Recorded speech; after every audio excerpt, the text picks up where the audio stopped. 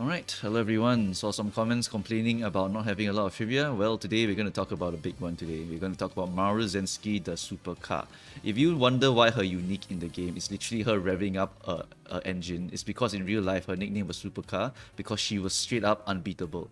Right? She was a very, very unbeatable horse, and if we scroll over to her record, she had 8 wins and 8 races. She won every single one of her races. Right? An insanely insane horse for the time. And she was a brought over horse, a throwback from overseas, and she just swept the entire tournaments with every single one of these horses over here. And her progeny in Musume is numerous, one of the biggest cast of progeny that we have so far, I think, unless you assume it's Northern Taste over here, in which case Northern Taste would be one of the bigger ones. But in this case here, Maruzensky is one of the biggest, has the biggest amount of daughters and granddaughters and great-granddaughters and so on and so forth in the game. Shionoo would be her direct descendant. I think Special Week and Rice Shower are her great-granddaughters, and then there's also, I think, Daring Tact, which is her great-great-great-granddaughter. I think it's 3 greats, I think so.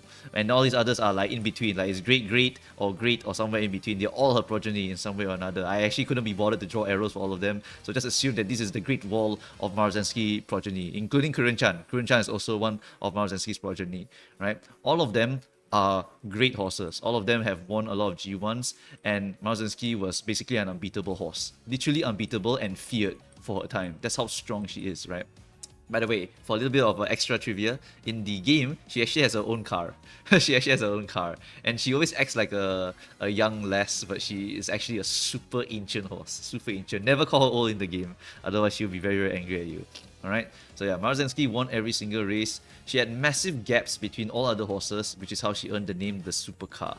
And for reference, right, in her second race, she had 9 lengths of difference. So if you take the first horse and the second horse and you put 9 horses in between, that's the difference between all of those horses. It's about 2.5 meters. So you take 9 times 2.5. That's basically how long the gap was between her and the horse behind her. You maybe watch a lot of close races, right? Well, for Maru, it was pretty boring because there was just a humongous gap and basically no one would think that any other horse had a chance against her, right? And on Asahi High Sanzai Stakes, this is the biggest one that she had. This is the one where she had a 13 length difference between her and the horse behind her. It was so big that the jockey straight up said, "I cannot hear any other horse's footsteps when we were turning the corner." That's just how insane she is, and it's why on Tokyo Derby, right, she has one of the most powerful acceleration ultimates in the game for that track because they literally designed Derby for her, and she basically can get you a huge gap just by getting the additional acceleration across the corner over here. So it's a little bit related to this thing over here, right?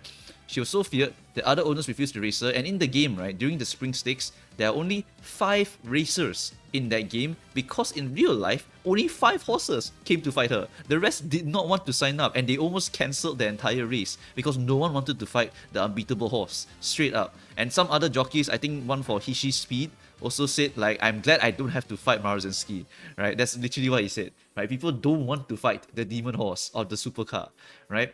If she races in the Derby, also in the game, she will always be in the outermost gate. So if you go into this Champions Meet, and you use Maruzensky as your front runner, you basically will always get the outermost gate because in real life she didn't do it. And what happened was that the jockey begged, saying that please at least put her in the outermost gate. For reference, the outermost gate is the most disadvantageous gate for any front runner horses. So he is asking for the weakest position here.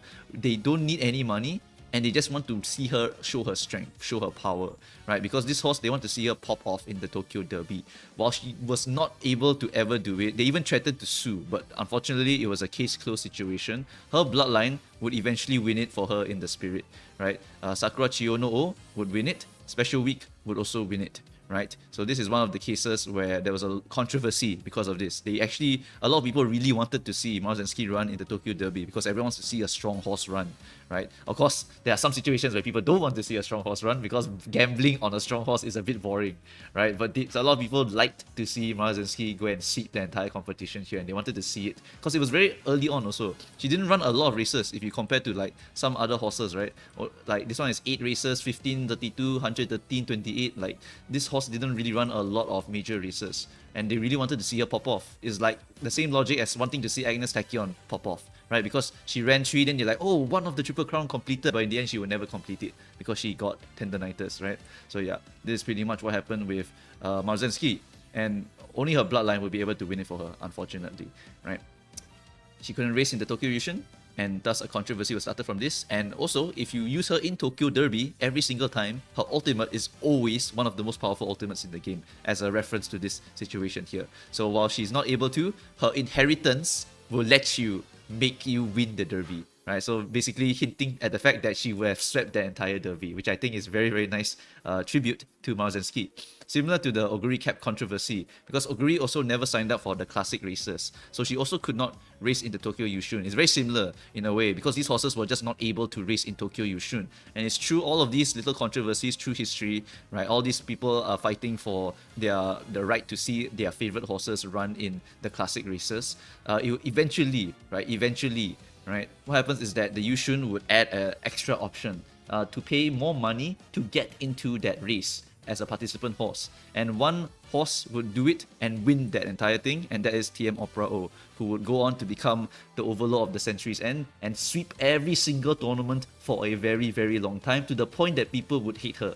Right? People would hate watching TM Opera O because there was no point betting on anyone else. That was how insane TM Opera O is. Right? So that is the kind of the build-up really to TM Opera O. I have to talk about Oguri Cat first, I have to talk about Maruzensky first, because these are the horses that would get blocked from Tokyo Yushun, and from these horses being blocked, it was ultimately Oguri's one that would cause them to add the additional route for people to pay more money and go in. So if you do read the Cinderella Grey manga, if you see TM Opera O appear in one scene, it's straight up because Oguri opens the path for TM Opera O to follow along her side. So that's why this real shit, right? This story, this history is just so peak. It's so peak, and it's all adapted from reality, and that's why this shit here is so damn awesome to go and learn, right? Learn all of your favorite horses, because if you read the histories of these horses, you can get a lot of extra value when you play the game. You'll be like, oh, that's why she runs in 5 against 5 races. That's why Tokyo Derby is so strong for her, right? That's how you can get all this extra information here. Yeah, Maruzensky,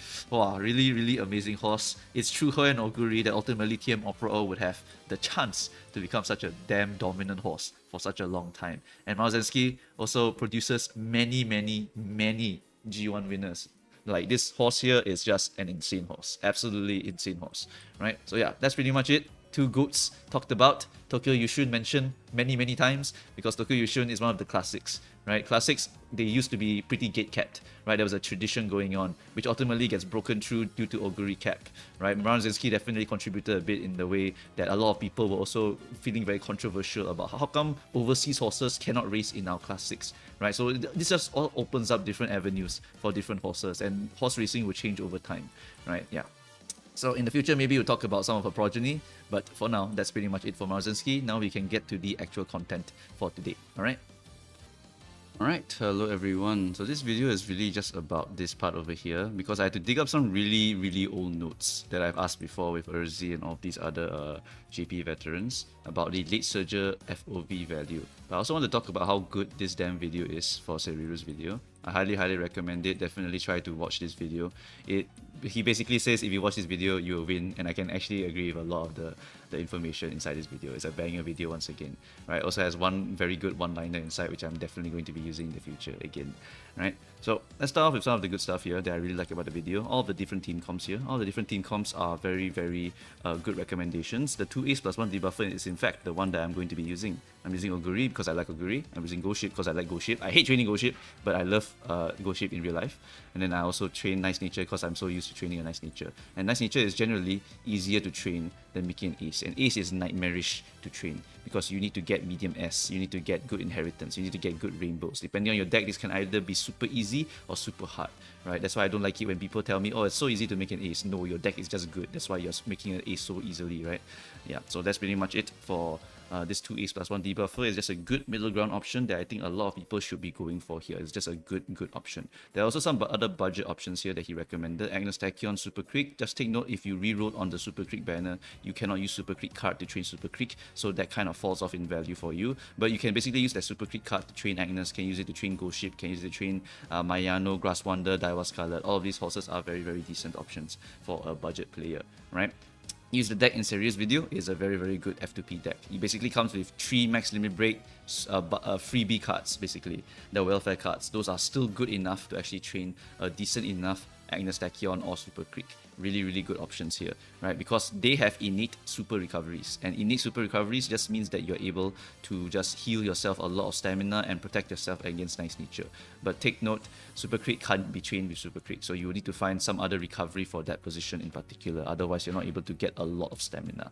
Of course, she does have a lot of it innately. She still has Swingy Maestro and the Unique for herself, which is still fine. It's just that you kind of want to get more if possible, just to ensure your stability here, right? So yeah, this is a very, very good recommendation. Highly recommend watching the video if you want to get the actual information in case you are someone who doesn't have a lot of Umas right now, right? Or you don't have a lot of good cards because you rerolled very recently. Okay, 3 Groundworks plus Front Runner. This strategy, he mentioned it as an advanced strategy. I want to add on to that and tell you it's a hellish strategy, right? I've done it before. Silent Suzuka, V Bourbon, Swimsuit Maruzensky. I quit that CM because of how hard it is to hit medium S and Groundwork Inherit at the same time. You need to hit both at the same time. You need to have good parents if you want to try this. Otherwise, do not try this. You will want to die. Alright. You also can try to get a better card. Right? I mean, you can try and get like Air Groove. You can try to get Seiyun Sky. Some of these have groundwork on them, so you just try to snipe it from there. But you might have to work with a very awkward deck if you try to snipe it from the card, which is why it's better to get the parents and the grandparents to all have groundwork, as well as have a lot of medium sparks so that you can try to hit the medium S. You can also get parents with long S, get parents with mild S, depending on the track, because sometimes those front runners are good for those tracks, right? So yeah, this is a very, very expensive strat, and you will die if you try this strat because you only have 3 borrows right now. It's very, very hard to get a very good groundwork horse with medium S right now. So I definitely do not ever recommend anyone try this strat. If you see someone do it, they either have no life and have their own Umas because they paid a crap ton of money or got really, really lucky, or they just got really, really lucky just by default and then they hit it immediately, which is sometimes the case. Sometimes you can just hit an ace horse off the bat. Right, it just happens, right? So what you can do if you do want to still force this strategy is you just downsize to 2 groundwork front runners, because the 2 groundwork front runners can still fight each other. The logic for this strategy is that if you have 3, all of them fight each other consistently. Just one person go in front, the next person goes in front, the other person try to fight that, and then the third person can just go and take over, right? You just all keep fighting for the front, and because you keep fighting for the front, the distance between the back and you become great. Very, very big, right? That's why it's so strong. But 2 is already enough to fight for the front, right? It's just not as consistent as 3. What you do is you just use one other position as the 2 fights with the 2 fronts still fight each other. Then the other position can be your secondary ace, like a Pace Chaser to activate Daiwa Scarlet's ultimate, or an Encloser or a debuffer, right? Debuffer will be the cheapest option because it's very easy to make a debuffer compared to making an ace, right? So that's going to be a option I recommend if you want to ease the burden of grinding. We only have 3 borrows. Don't waste them on trying to snipe all 3 of your parents as this, right? It's very, very hard, very hard. Alright, next we have the double debuffer plus ace. Double debuffer plus ace is technically a good strat later on. It's just not very good right now, because right now we don't have any OP horses that are worth funneling all of our efforts into.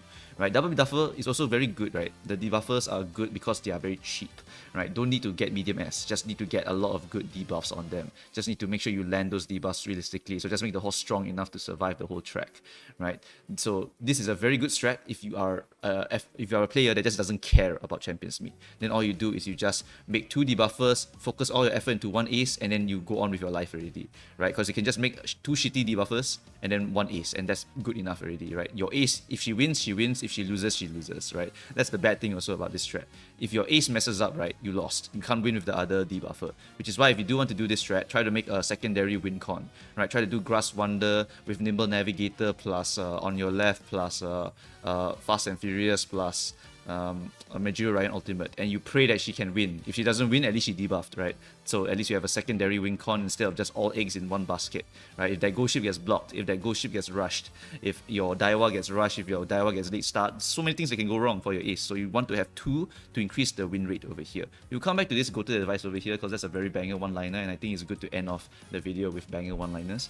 But I want to talk about some stuff that I do not agree with the Seriru's Taurus Cup, and also add some information and context to this logic over here, right? First off, stamina debuffs are a lot stronger than speed debuffs, right? You want to get stamina debuffs because what happens is that if you nuke the stamina, their top speed goes down a massive amount compared to just nuking their speed raw, right? But of course, speed raw is always going to be good, Why? Because if you affect the speed, you affect the win rate of the horse, right? You affect his lengths. So you basically want to have both, but you want to get more stamina debuffs as a priority rather than getting speed debuffs, right? Getting Dominator and Tethers are lower priority than hitting their stamina. Because if you fight a weak player and you hit them with stamina debuffs, they are dead, like really, really dead. They lose so much speed for that. If you fight a strong player, then speed debuffs will probably be a bit better because they have the tankiness, right, for the thing. But of course, Seriru says also, you want to beat the weak people, you don't want to beat the strong people. Make sure your horse can always beat the weaker people. So we always target stamina debuffs here to increase our odds of beating the weaker people, right? If you fight the strong player, so be it. They don't get killed by the stamina debuffs, then whatever, right? But basically, you just get the speed debuffs instead, and they'll basically beat the strong. But just kill every weaker person first. If you want to, you can make specifically a speed debuffer and then use that at the end rather than use it at the start. Because what happens is that you will filter through 2 trial runs first. After you filter through the 2 trial runs, maybe all of the dupes are kicked out already. Then you fight all the sweat lords who have big staminas. Then you just use a speed debuffer in that case. Like, you can do alternative strategies over here if you want. But that's a lot of effort and some people will not bother with that. So stamina debuffs is the top priority. Beat all the weaklings first. And then after that, consider whether you want to make one more speed debuffer focused to try and beat the strong ones. And of course, if you have both of them on the horse, amazing, right? Amazing. You can basically beat anyone already, right? Late Surger FOV value. This is the one that I don't agree with, right? So if you hate me, hate me. But basically, I had to go and dig up some old notes here. 1 circle is 5 meter increase, 2 circles is 10 meter increase. This increases FOV in this way over here. And what happens is that with this additional 10 meter increase, you can hit people inside of your range, which is why Seriru recommends it. However, my notes says otherwise. Basically, it does let you hit with all-seeing eyes. It does, alright? It has guaranteed value there.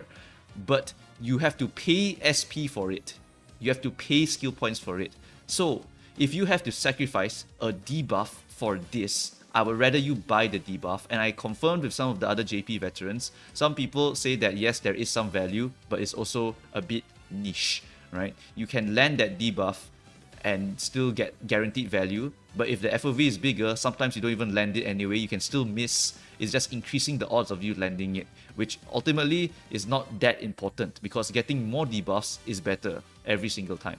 The only fringe case that is found used in, according to a JP veteran here, is that the roster in Dirt CMs is very shit. You only have Christmas Oguri, you only have Kopano Riki, you only have Summer Tarume, all the way until Summer Tarume, then you have more shit in the Dirt CMs. But Kopano Riki and Oguri, basically this meta was so damn strong that you use this to kill other nice natures. Because if you kill other nice natures, they don't debuff your nice your Kopano, your Oguri, right? That's the only use case for it. So you don't really need to buy this thing here unless you're specifically trying to snipe other nice natures, right? You can technically do that, but it's not really a point. Why not just buy another debuff that actually increases the odds of you getting a win, right? That's why I think that debuff is going to beat the FOV any time of the day, right? I feel like it's overrated. I feel like it's not going to be very, very good. Alright, this is my opinion and also the opinion of some of the JP veterans that I talked to, right? If you can make a strong nice nature, by the way, a strong one, then she's already in your range anyway, right? If you somehow make, like, I've seen before 1000 speed nice natures, like, holy shit, man, you don't even need to get FOV. You're already in the range. You're already in my range, right? So why do I need to buy FOV instead, right? I might as well buy Lone Wolf just to kill all the other Lone Wolfers. I might as well buy more stamina so I can stay in the race longer, so I can land the late all-seeing gaze and so on, right? Like, there's so many things that I could be buying instead of just buying FOV increase. So while Seriru does recommend it by buying it with like the Agnes Tachyon card and so on, I highly recommend not buying it because it's better to buy a debuff for it. However, there's one thing that I do like is that if there is nothing else to buy, you are literally on your last skill points and there's straight up nothing else that you can afford anymore because that's how it went for your run, then you just buy it because there's no other options because it does work. It does work. It's just a bit overrated in my opinion and in the opinion of some of the people that I talk to. Alright, so that's why this is the only thing I really don't like about the Seriru video. But once again, right, all the qualms I have with the video is just debuffers. And debuffers can be as shit as you like and as strong as you like, but you still need to make a goddamn good ace, right? If your ace is not good, you're not going to win even if your debuffers are really, really good, all right? The go-to advice, the one-liner here that Seriru ends off his video with is make an ace that beats the weaker players but don't have to win the stronger players, right? You must make your horse win the weaker players. So ace horse is more important than the debuffer. The debuffer can be as bad as you want, can be weird priorities on the skills, does not matter. The debuffer is just there to debuff. The ace still needs to win. So you need to use your knowledge here to make yourself beat all of these other people over here. If you beat all of these other people over here, then you have a good chance to actually take the CM home, right? And if you fight people who have better cards than you right now because they willed $1,000, so be it. Just give it to them. Whatever, they paid $1,000, they're funding the next Cinderella Grey anime. Whatever, right? Just give it to them. And if you lose this whole Champions Meet, there will be other Champions Meets. Just prepare for Gemini Cup. Gemini Cup, Ghost Ship will once again be a very dominant horse. Just start training that Ghost Ship right now if you don't like it, right? There's a lot of ways to come back later on. And all the qualms I have Seriru is just debuffers. I don't really care about the debuffer. The debuffer, you make it good enough and it's good enough. I can make a super demon nature very easily. I made 2 of them back to back, by the way. It's really damn easy to make a debuffer. It's just the ace. The ace is the nightmare. So always focus on the ace over here. Whatever qualms I have with this one, forget about it. If you want to follow Seriru, follow Seriru. You don't want to follow Seriru, don't follow Seriru. Alright? Don't care. The debuffer is a secondary option. The ace is always the most important one. So follow the guide and make the aces according to what he recommended. Because everything he said about the aces is absolutely 100% fact. Right? Debuff, you can do whatever the hell you want. Right? Do whatever the hell you want. Even if you get it wrong a little bit, doesn't matter. Really does not matter. Right? Just get the ace first. Right? So that's pretty much the conclusion to this video over here. Seriru's video is a very good guide for all of you. Definitely highly recommend it. And once again, beat the weakest, but don't sacrifice beating the weakest to beat the strongest. Do not go for any weird strategies to specifically snipe down the stronger players. There's no point. Just beat most of the weakest and you'll be able to go into CM already. Because remember, we are fighting continents of players who have all different informations, who some people are here for the fun, some people are whales, and they're also just here for the fun. So there's just a lot of different types of people over here. As long as you know what the hell makes a good horse, and to win the CM, you can win the CM. Right? Just pray for a good lobby. Matchmaking RNG is probably the most important RNG in a Champions Meet. You can win this one or lose horrendously the next one. Right? Pray for good matchmaking and pray for some good medium S horses. Because now you're a knower, just know how to make your good horses and then pray for good matchmaking RNG. Alright, so that's pretty much it for this video here. If you have any other questions, you can ask me in the AMA or you can ask me in the comment section. I will try to take some time to go and answer them. I know some people are also answering the questions for me. Thanks for the help. Yeah. Alright, so that's pretty much it, guys. That is all. Thanks for watching, and I shall see you guys in the next video. Once again, highly recommend watching this video over here. It is a very good video, and in Seriru's own words, if you watch this video, you will win. And yes, I also agree, you will win if you watch this video. Alright, that's all. Bye-bye.